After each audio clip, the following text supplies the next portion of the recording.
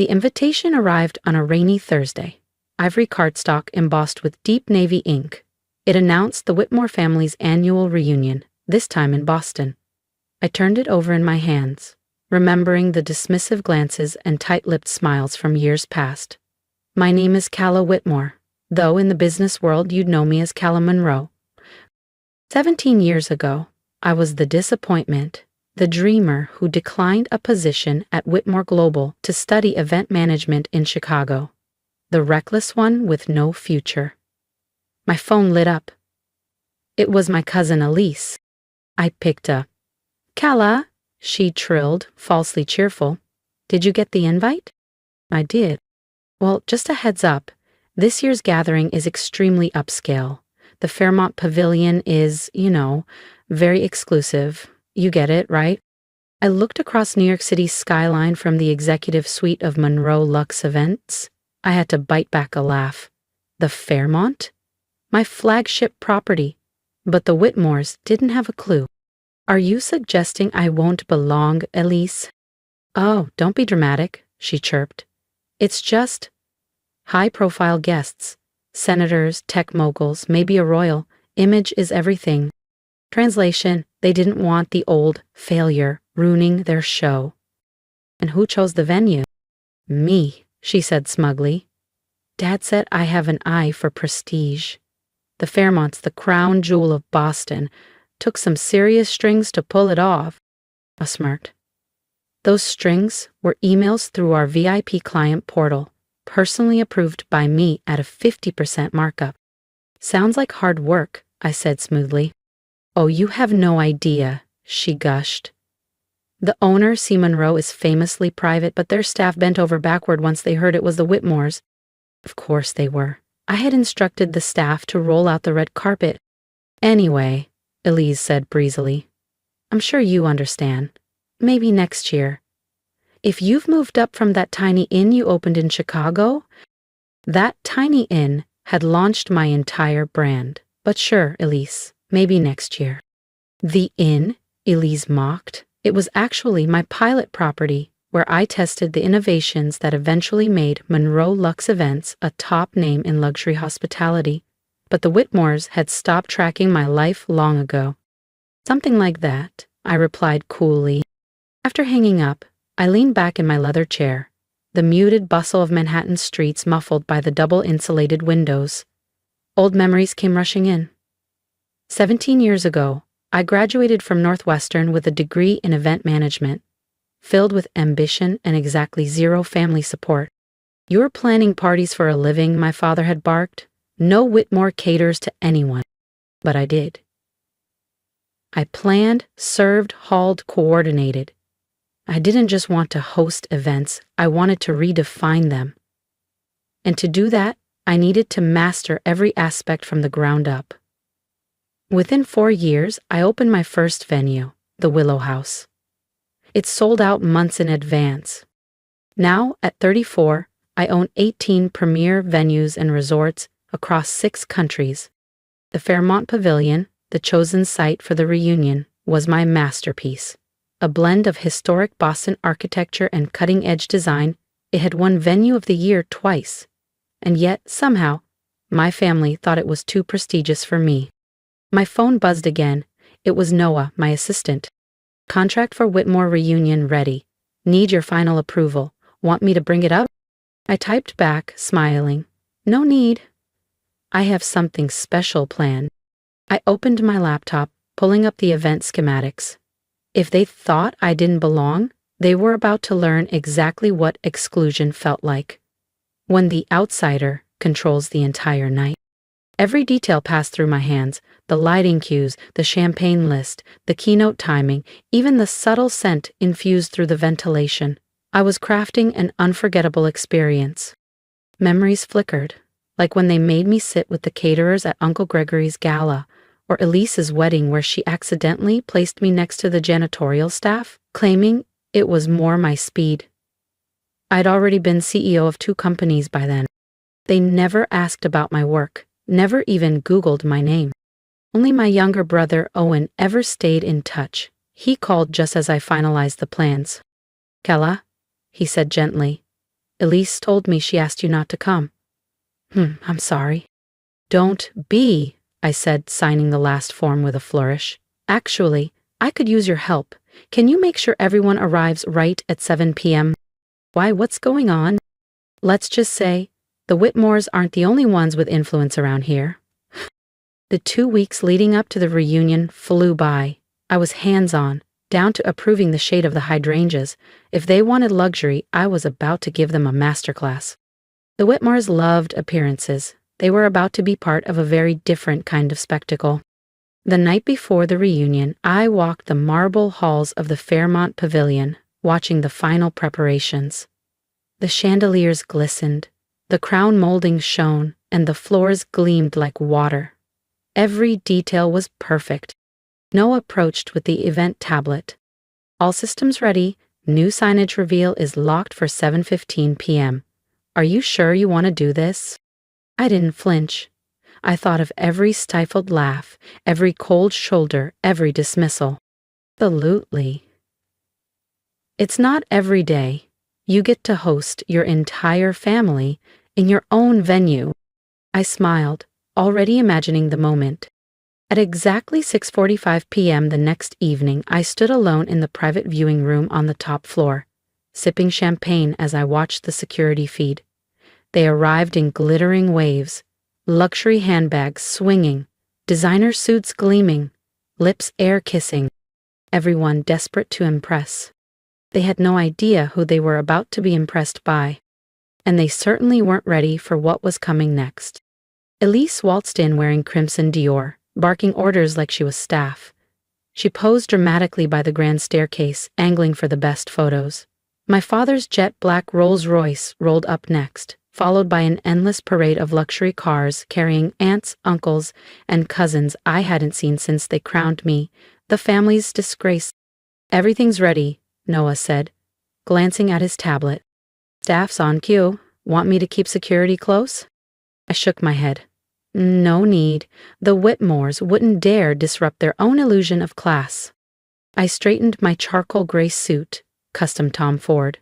Not that anyone in that ballroom would have believed the failure of the family now had a wardrobe that could outshine their entire closet. Let them get comfortable, I said. The real show's about to start. Inside the grand pavilion, the reunion buzzed with champagne and hollow laughter. Elise floated around the fountain, gushing about her exclusive connections that had landed them the venue. My father gripped the hands of old business partners, probably inflating his investment portfolio. My cousins snapped selfies by the pavilion's branded backdrop like the prestige could rub off on them. At 7:10 p.m. sharp, the pavilion's general manager approached Elise. Mrs. Whitmore, I'm terribly sorry. There's a small matter regarding tonight's event. Elise's carefully rehearsed smile cracked. What are you talking about? I arranged everything through your corporate office. Yes, ma'am, the manager said politely. It's just, the owner requested a few special touches for tonight. Elise let out a patronizing laugh. The owner, please. See, Monroe is too important to meddle in minor details. A hush spread like wildfire across the ballroom as I emerged from the back. Actually, I said evenly, C. Monroe is very hands-on with her properties. If you feel that sweet tingle of payback right now, don't forget to subscribe, because what happened next, it silenced a room full of Whitmores. Every head turned. The once ignored cousin now stood front and center in the most elite venue in Boston, dressed in a tailored suit worth more than Elise's entire jewelry set. Kala? My father's voice broke the silence. What are you doing here? Elise hissed, desperate to regain control.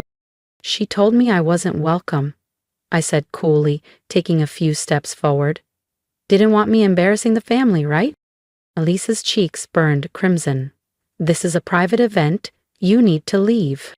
No, I said, smiling. I really don't. Noah, standing discreetly by the media table, tapped the screen of his tablet. The massive LED wall behind the stage flickered to life. First, the pavilion's logo.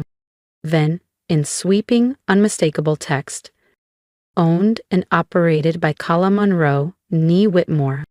founder and CEO of Monroe Lux Events. Gasps rippled through the room. A champagne flute slipped from someone's hand, shattering against the marble. Elise stood frozen, mouth ajar. That can't be real. I pulled a sleek leather card holder from my pocket and casually flipped it open. Would you like a business card? I asked sweetly. Or perhaps you'd prefer the property deed. I gave the folder a gentle tap for emphasis. My father took a shaky step forward, voice cracking. You own this place. And 15 others, I nodded, including the inn you mocked, the little project that sparked a luxury empire. Old wounds flashed in my mind, being sidelined, snubbed, laughed at behind closed doors.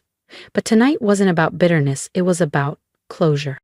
All these years, I said quietly, my voice carrying through the stunned silence. You were too busy looking down on me to notice what I was building. I locked eyes with Elise. And the modest inn you joked about? That was my prototype, my testing ground, the foundation of an empire you're now standing in. Noah stepped forward, placing elegant navy folders into the hands of key family members. These, he announced, contain a welcome letter from Miss Monroe and tonight's detailed invoice. Inside, each folder contained the truth. A company profile of Monroe Lux Events, press clippings, awards, and a polite but steep invoice for the entire evening, billed at the prestige client rate. Elise's hands trembled as she opened hers. I smiled, serene. This was my legacy, and they had just walked straight into it. Elise snatched her folder, flipping through it with trembling hands. Her eyes widened. This rate, this is above market. About 50% above, I confirmed lightly. A family surcharge. Consider it. Overdue interest. From the back of the room, Owen let out a low laugh. A few others followed, hesitant at first, then more freely as the tension cracked like ice underfoot. My father's mouth flattened into a grim line. Why didn't you ever tell us? I met his gaze evenly. Would you have listened? He said nothing. None of them did. But in that stretch of silence, I heard every unspoken regret. 17 years ago, I said clearly, you told me no daughter of yours would ever wait tables, clean rooms, or serve people like a servant. I smiled, letting the pause draw out. Well, you were half right. Another bait. I don't serve tables, I own them. Across the ballroom, every digital panel lit up at once, sweeping images from Monroe Lux's properties around the world. The shimmering coastline villas in the Maldives, the sleek glass towers in Singapore, the candlelit banquet halls of Paris, our newest 5-star oasis opening in Tokyo, its rooftop gardens glowing against the cityscape. For tonight's event, I added smoothly, your reservations haven't been canceled. You're welcome to stay. In fact, I've arranged personal tours of the pavilion. I think it's time you all saw what a career in customer service actually looks like. Elise took a shaky step toward me, her glossed facade slipping. Gala, we didn't mean. I lifted a hand, cutting her off gently but firmly. Yes, you did. Every cold shoulder, every backhanded comment, every time you made sure I knew I wasn't one of you. I turned, addressing the entire room now, my voice steady and strong. But while you were busy guarding appearances, I was busy building a future. Welcome to the pavilion. There was a low murmur. Some faces looked guilty, some embarrassed. A very few, almost proud. My staff will escort you to your upgraded suites, I continued, smiling. Although, Elise, I said with a slight tilt of my head, due to some unexpected VIP arrivals, your room had to be reassigned to one of our cozy standard queen rooms. The same room Tia she once sneered at when mocking my work in hotels. Her cheeks burned crimson. Slowly, the family filtered out, following uniformed concierges toward the elevators. Some whispered, some avoided eye contact altogether. Only my father lingered. I was wrong, he said, his voice gruff and low. About you, about everything. I studied him. the once imposing figure now seeming strangely small under the grand chandeliers. Yes, I said softly. You were. He hesitated. Is there any way to fix it? I let the moment stretch before answering. Well, I said lightly, the best thing about owning 18 venues is I have plenty of presidential suites. Take your pick, stay a while, think about it. Vince, a faint, rueful smile tugged at his mouth. You always were tougher than the rest of us. No, I replied. I just worked harder. I started at the bottom when none of you would even look down. Later that night, after the last tour ended and the last glass was cleared away, I stood in the penthouse suite overlooking Boston Harbor. Noah entered quietly, a folder in hand. Final numbers for tonight, he said, and your family seems a little less smug. I laughed, feeling a lightness in my chest I hadn't known I was carrying. Amazing what a little humility and a downgrade to a city view room can do, I said, flipping open the file. He hesitated. Are you going to tell them? About Tokyo, I smiled. Or Paris, or the private equity deal closing next month. I looked at the stack of contracts waiting on my desk, each one bigger than the last. Not yet, I said, a slow smile spreading across my face. Let's save a few surprises. If you loved seeing Kala reclaim her power, don't forget to subscribe, because what's coming next will make this reunion look like a dress rehearsal. I leaned against the glass wall, gazing out over the glittering city lights. Success, I realized, was never about vengeance. It was about building a life so solid, so beautiful, that no one's approval could ever make or break it. The best kind of victory was simply living it. It was never about proving them wrong. It was about proving myself right. And sometimes, the sweetest kind of revenge isn't cold at all. It's warm, elegant, served with a rooftop breakfast and a view that leaves you speechless. My phone buzzed. Elise. Can we talk tomorrow, please? I smiled, typing back a single line. Lars, your breakfast reservation is at 9 a.m. I own that restaurant too. There was power in simplicity. Not just in the wealth, the buildings, or the accolades, but in finally being seen for who I truly was. Not the help, not the black sheep, not the Whitmore embarrassment, but Calla Monroe, the woman who built a legacy, the woman who wasn't invited to the reunion because she was already hosting it. As I looked out at the sparkling lights of Boston and the pavilion's glowing signage below, a deep, quiet peace filled my chest. Tomorrow would turn another page in the Whitmore story, but this time, it wouldn't be about privilege or appearances. It would be about grit, about growth, about building something real.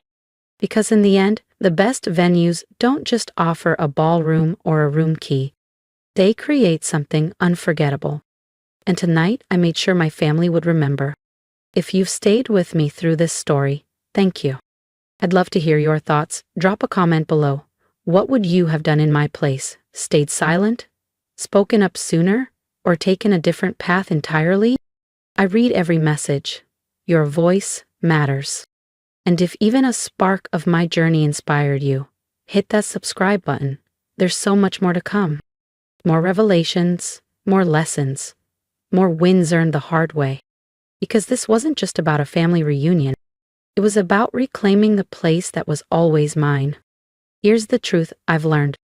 Sometimes the world won't notice you until you build something so powerful they can't ignore it. And that's okay. Let them doubt, let them laugh, let them exclude you. Use it, every slight, every silence, as fuel. You don't need revenge. You need results. And when your day comes, when they step into a room you built, smile. Not because you beat them, but because you never needed their approval to shine. Keep building, keep dreaming, and when you rise, I'll be here, cheering you on from the top.